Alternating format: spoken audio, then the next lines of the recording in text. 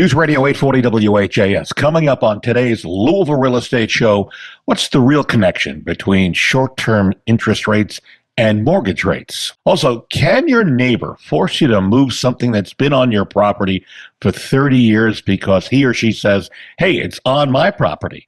And we're going to ask you to take our Zillow quiz. Is the house you're considering buying worth it, or is it a money pit? Everybody, Bob Sokoler, owner of the Sokoler team at RE/MAX Properties East. Thank you for joining us this Sunday morning. If you would like to see any of the stuff that we're talking about or hear it, we actually have it recorded for posterity on our YouTube channel. Go to LouisvilleAnswers.com. That's LouisvilleAnswers.com. Okay, with us for this show, we've got Lee Harris, who's legal counsel, Limestone Title and Escrow. And you should know that the Limestone folks do a great job at both closings and also title searches and examinations, escrow services. There's a wide variety of things. You can reach Lee directly. It is her cell phone number. That's good for any of our agents in the Louisville area Louisville area that need some help or advice. You can reach Lee at 649-7964. Also here with us, Randy Rocky. He is one of the head guys at Swan Financial. And what they do that makes them a little different than some of the banks out there is that they shop your mortgage rate to try to find you and will find you the very best rate available for you. You can reach Randy and his folks at 645-0736. And if you are thinking of buying or selling a home, I'd love to help you. If it's buying a home, I've got agents that will help, 10 agents. If you are selling a home, it's me. I come out, no obligation, free. We talk, no home too big, no home too small. I work both in Louisville, surrounding counties, and southern Indiana. You can reach me at 376-5483. or 376-LIVE, or go to bobsellslouisville.com, fill out the form, hit submit, and also you can get a free analysis of what your home is worth by going to WeSellLouisville.com and clicking on the top of the page. All right, let's start with Lee Harris over at Limestone Title. This one comes from Poppy, and folks, this is something not only from what Poppy's perspective is, which is her fence, but for anybody who has something that may not necessarily be on your property, at least you think it might be, but it turns out maybe it's not. So Poppy's owned her home in Oldham County 35 years, and in the email she says her neighbor sold the house, new neighbor moves in, has a survey done. Survey says Poppy's fence, which has been there again for more than 35 years, is on the neighbor's property. And then the neighbor wants the fence moved off her property. So Lee, what's the next step for Poppy or any of the folks who are listening to us where they see this problem where a neighbor says, hey, this is on my property, I want it moved? Yes, well, this happens quite often, believe it or not. There's a lot of fences and a lot of driveways and a lot of gardens or anything like that that's encroaching, is the word, on the neighbor's property. However, there is a law out there called adverse possession, which basically says that after 15 years in Kentucky, if this encroachment has existed and no one has, and it's been open, a fence is clear to the naked eye, so it's not been hidden, it's been openly on that spot for 15 years plus, then that Poppy can actually claim that sliver of land, however much it is, from the neighbor by adverse possession. So if the neighbor says, I want you to move it, and Poppy says no, and then the neighbor wants to take some kind of step, which would be called a quiet title action, the neighbor will likely lose because she definitely has the 15 years consecutive for the fence. You say this happens a lot. So are we talking, is it more a fence or is it more like a flower bed? What actually? I see a lot of things. Fences, a lot of times, driveways, a lot of times are just a little bit over from the property line where they should be. Sometimes it's something major like a garage or a swimming pool or the actual house, but those are more rare. So sometimes it's the garden bed. A lot of people just don't get a survey, and then finally 3 sales down, somebody gets a survey and they realize that encroachment has existed. But then a lot of times it's been 15 years, and so it's too late. So I think if I were Poppy, I'd send the neighbor a letter and say, look, I can claim this by adverse possession, so it's not really worth fighting over. Yeah, hopefully that works enough for Poppy. And it's also a lesson for neighbors who want to file some sort of claim against their new neighbor or neighbor that 15 years is the limit before you're going to be in trouble, not being able to do anything about it. All right, a reminder, if you'd like to see what our team does, our Louisville real estate team, our Sokoler team. You can go to LouisvilleZillow.com or LouisvilleGoogle.com and read our reviews. We are pretty proud of those reviews. All right, so Randy, Rocky Swan Financial, got to tell you, mortgage rates in the news and short-term interest rates again this week. Teresa is writing in, and this is a question a lot of people are asking, including they ask me. They say, okay, I know short-term interest rates are being controlled by the Fed and long-term mortgage rates are being controlled by lending institutions. That right so far for Teresa? Yes, that's right. Correct. Okay. But it seems like every time the Fed is about to raise or lower short-term rates, mortgage rates either go up or down a couple of weeks before or when it actually happens. So a lot of mortgage companies claim there's no connection between mortgage rates, she says, and short-term rates, but Teresa's not buying it. And she's wondering, what is the truth on this, Randy? It depends. Okay. The reason you've seen the movement so much lately is we finally have a real jobs number. For several years, especially in the last 2 to 3 years, the job numbers have been incorrect. It has not been true. And I've stated this to you guys on the show more than once. And I think you finally found out that 911,000 jobs are not true since April of 2024 to April of 2025. And hopefully from here going forward, we will have accurate numbers on jobs, because it's very important. Unfortunately, when jobs are not good in the United States and things are not good with the job market, is when interest rates drop. And that is why this happened this time. But yes, it can affect it, and sometimes it can't. But the reason we've seen a major drop in the last 3 weeks is because of the jobs number. It was the most jobs. The recording of jobs going down to 911,000 is by far the most in the history of the United States since they've been doing it. I think they've been doing it since the 40s. So 1940. So anyway, so yes, that's why it happens. But yes, sometimes it can happen that way, where the short-term rates will affect the long-term rates. But it did not happen in this situation. Okay, so just to be clear for Teresa, because she's asking definitively, there is some sort of connection between the two. I believe it is, yes. Yeah, okay. And sometimes it's more extreme than others, depending on what else is happening in the market. Yeah, and I should point out, and Brendy, I know you want to as well, that interest rates for mortgages have dropped. That's in anticipation of what the Fed is going to be doing, not only this past week, but in weeks and months to come.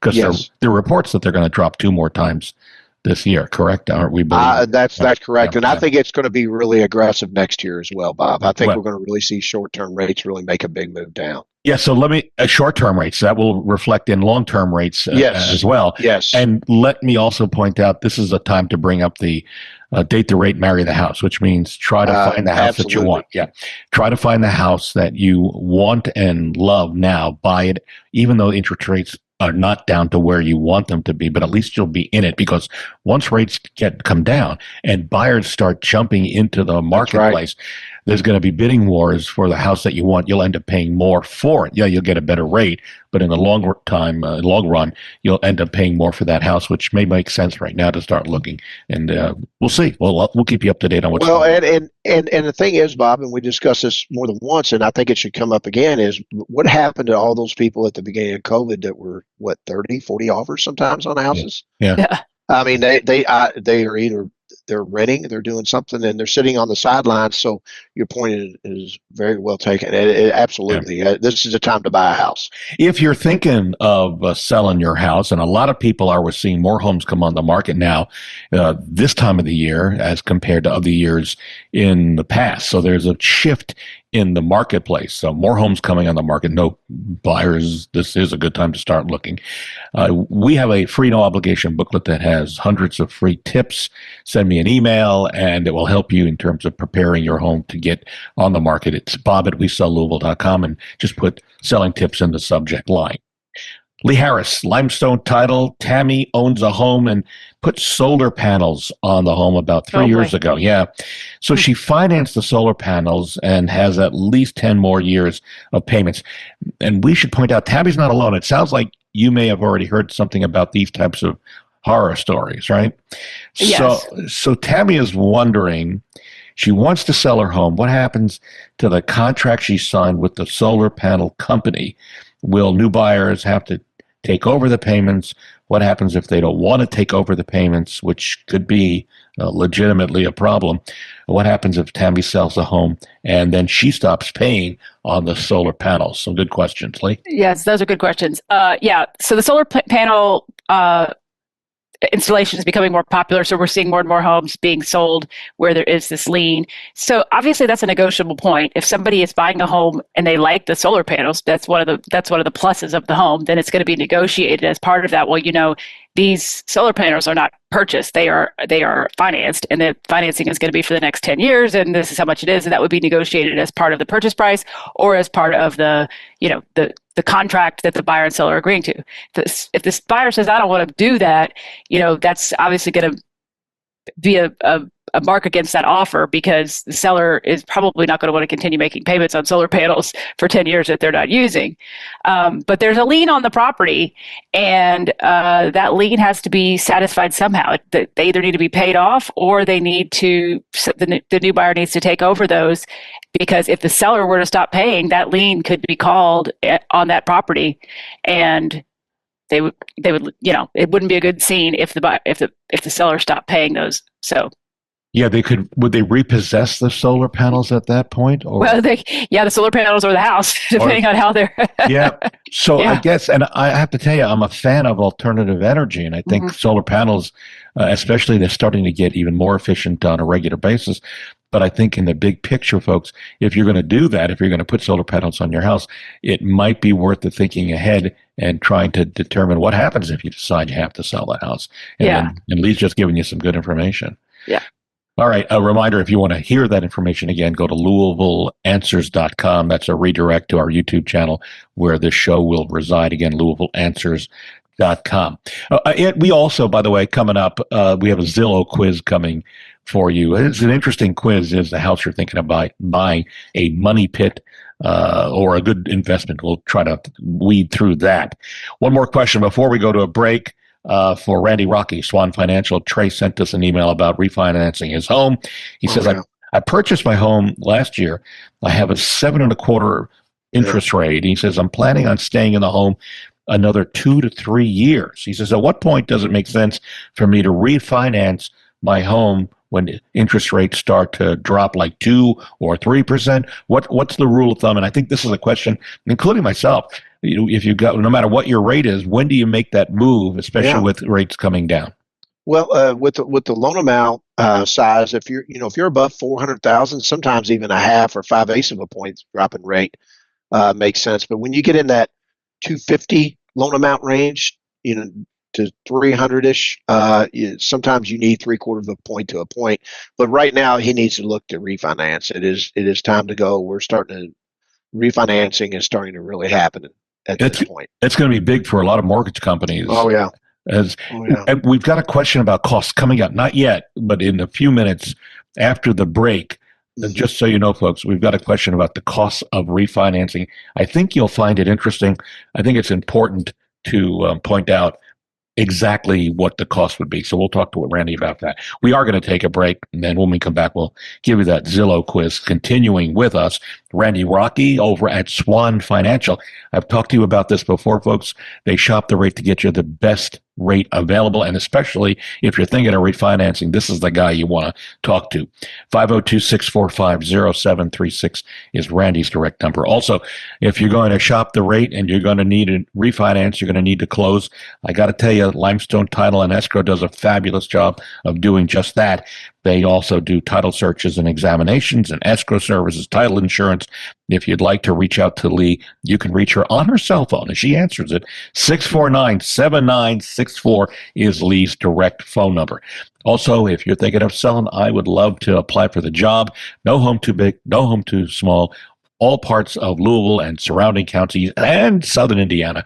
You can reach me for a free, no obligation estimate. It's me. I come out. We talk. If you want on the phone, we could do that too. But I'm more than happy to come out, talk about the process, and kind of lay a path for what you need to do or not do to get your home sold. You can reach me at 376-5483 or go to bobsellslouisville.com and fill out the form. And we'll be back in just a moment on News Radio 840 WHAS. News Radio 840 WHAS, Bob Sokoler, Louisville Real Estate Show. Thank you for staying with us. And thank you, Barbara Corcoran, who's a mentor, also Shark Tank fame. She's a great lady, and we appreciate her endorsing us. Staying with us for this rest of the show, Randy Rocky, Swan Financial. They shop the loan, get you the best rate, 645-0736. Also, Lee Harris, Legal Counsel, Limestone Title and Escrow. They do a great job of getting your loan closed. You can reach Lee on her cell phone, 649-7964. And if you're thinking of selling your home now or in the future, I'd love to help you. No home too big, no home too small. Free, no obligation. Call me 376-5483 or go to bobsellslouisville.com, fill out the form. All right, so we know there are a lot of clunkers out there when it comes to buying a home. And Randy and Lee, we're going to put you to a little test, and you'll represent the audience listening to us right now. This is actually put together by Zillow. So basically, is it worth buying that home or is it a money pit? So I'll give you the premise. You tell me yes or no to buy. Peeling paint. You're walking through the home. You see peeling paint on the walls, and you're thinking this could be a structural problem with the house. True or false? Guys? True. True. True. Really, both of you? True. It's actually false. Peeling paint actually could be just cosmetic. Could be a humidity problem. It could just be the paint is old. So peeling paint, not a true indication that there's a problem. Moving on. A roof is over 20 years, and you'll find that by reading the disclosure, and oddly might need replacement. True or false? True. True. Okay, you're right on that point. Good job, Randy. Good job. Yeah, tens of thousands to replace a roof. This one might be interesting. Loose doorknobs or squeaky hinges are expensive repairs, you're thinking, when you start seeing all that. What are your thoughts? False. False. False. Now, Zillow says false as well, but I have to tell you, it does show deferred maintenance on the part of the seller. And in my mind, I think it requires a second, closer look to see if there's other areas of the house that have deferred maintenance, because that could add up and the house could become a money pit. All right. Yep. This one might be obvious to everybody. Black mold on basement walls, sign of serious water problems, maybe costly remediation. Your thought, true or false? True. True, you're right. Yes. Weeds in the yard usually means the foundation is failing. Weeds in the yard. True or false as a money pit? False. False. And again, Zillow agrees it's false. But again, I am just putting up that red flag that when you're selling your home, you want it to look pristine. And the first thing people see as they're walking up to your house is the front yard. And then there's the backyard. And if there are weeds or it's not groomed properly, that could indicate there are other things in the house that are needing repair. One of the things I always say when I'm showing a property and walk into a home, the front door, and not just necessarily the front door, but a screen door or storm door, if it's in bad shape or if the lock set on the front door is weathered and looks old, it means in my mind that the seller hasn't taken time to maybe keep up with keeping the lock clean or polished or updated. I know this is a small point, folks, but it really does show. I've seen this happen. It shows what the rest of the house may look like. So it's false about the weeds, but on the big picture, it's just something that may lead to an impression to the buyer that there's a problem. All right, one more thing. Musty smell in the basement. You walk down there, red flag for moisture problems. True or false? Yep, true. Guys, true? Yep. True. True. You're good. You thought about it, but it's true. It does indicate a money pit. And there is, if you haven't smelled the mildew or mold in a house, I recognize it immediately when I'm showing a house, and I can tell you that there's definitely a mold problem. And that is an indication that there's water in the basement. And we talked last week about humidity. It should be 40% or less. In fact, after I talked about that on the show, I ordered on Amazon another humidity meter, and I've got it now in the bedroom just to see where our humidity is on the house, and it's hovering at 39%, so I know it's good. To hear and see a rebroadcast of today's show, go to LouisvilleAnswers.com, LouisvilleAnswers.com. All right, Lee Harris, limestone title. Back to you for questions. Bobby may have a serious issue. In her email, she says her husband may have forged her signature to remove her name from their marital home and put it in his name only. Now, I'm not sure how that happens, but it's without her consent, and she wants to know, how could it happen? What steps should she take? So what do you think, Lee? Could that have happened? Is this? Yeah. Yes, it could happen. There's a lot of real estate fraud out there, and one of the things is to somehow find a notary, maybe a friend or somebody else, to notarize a signature that they didn't actually see. So somebody could sign their wife's name, make it look like their wife's signature, and then the notary would sign it, and they file it. And really, the wife would be none the wiser, because they're not going to anymore get a copy of that back or anything. It's all e-filed. So if you find out that either your spouse or someone else has taken you off title or has sold your house out from under you or whatever it is, then that's fraud. That the FBI gets involved in those cases. If it's involving lending, the police would get involved in that situation. It's certainly something that can be dealt with either through the court system or through the police, because that is certainly not allowed on the part of the seller or the notary. When I first read this question, and I said, how did that happen? But you explained that. So they can get, and then the notary is on the hook if they're found out, right? They can lose their license and things like that. There's sure. Some serious ramifications. Absolutely. But you've seen this happen? Oh, yeah, for sure. Oh, you say that? Times. Oh, wow. That's scary, isn't it, folks? It is. It's very scary. All right. Yeah. By the way, Bob, I want to give a shout out to Renee, who was one of our listeners who called me the other day, and I helped her with her issue. So, hi, Renee. Good. Hi, Renee. Thank you for listening. Back over to Randy Rocky, Swan Financial. Scully has a question about the cost of refinancing. And in this email, she's wondering if she wants to refinance her mortgage for lower interest rates. And, we're seeing an uptick in a lot of questions with regards to refinancing, and rightly so, because a lot of people locked in and have a mortgage at a much higher rate than they're going to hopefully be in the next year or so. So if she wants to refinance for a lower interest rate, what will it cost, Randy? And how much will she need to come up with? Interesting point of this. Interesting because how much does she need in cash when it's refinanced to have and pay for the refinancing, or can she put it on the back end of the refinanced loan? Randy? Yes. Yes. So it cost varies from 1.5% down of the loan amount, and you can roll it into the loan.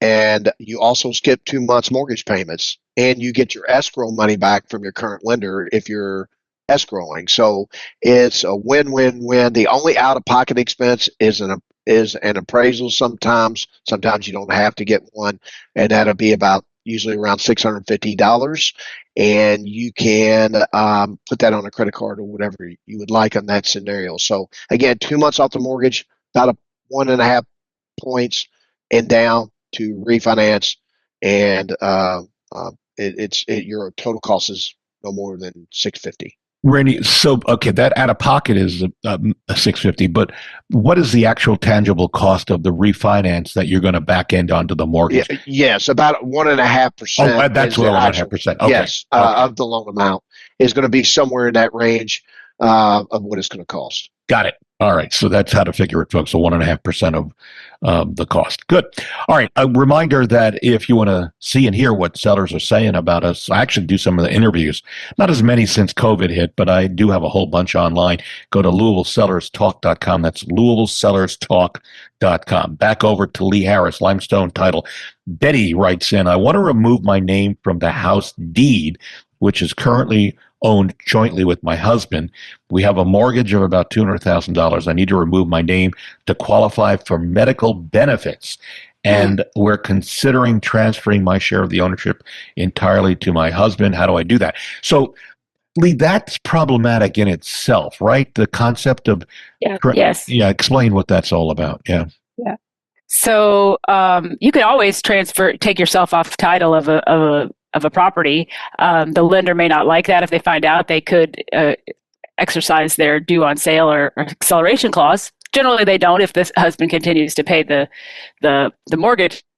But the issue of the medical bill, assuming you're talking about Medicaid, and if that's the case, then there's a look back period. Right now, it's 5 years. Mm-hmm. You can't transfer anything out of your name for 5 years from now. If you've transferred that property, that might not count against your Medicaid estate. But right now, obviously everybody would just transfer all their property out, and that's obviously not good for that whole system. So I would strongly recommend that you talk to a estate or an elder law attorney and get their advice on how to handle that correctly, so that that eventually you can get medical benefits. And that's such an important point, folks, to talk to somebody who's in the know, because just doing it and thinking that you're home free on that, not necessarily going to happen. So, all right, Lee, good information. I'm sorry about that, Betty, about the answer, but it's better to know up front. We are out of time. My thanks to Lee Harris, legal counsel, Limestone Title and Escrow, where they do title searches and examinations, escrow services, and of course, perfect, fabulous jobs at closing your loan. You can reach Lee on her cell phone to get legal information or to set up an appointment, 649-7964. Also, my thanks to Randy Rocky at Swan Financial. They shop the loan, get you the best rate. And the way to get a hold of Randy is calling 645-0736. And if you're thinking of selling your home now or in the future, call me, free, no obligation, no home too big, no home too small. I come out, we talk. You can reach me at 376-5483 or go to bobsellslouisville.com and fill out the form. And if you like a free look at what your home is worth using our AI computer, go to WeSellLouisville.com and click on the top of the page. That's it. Out of time. See you next Sunday on News Radio 840 WHAS.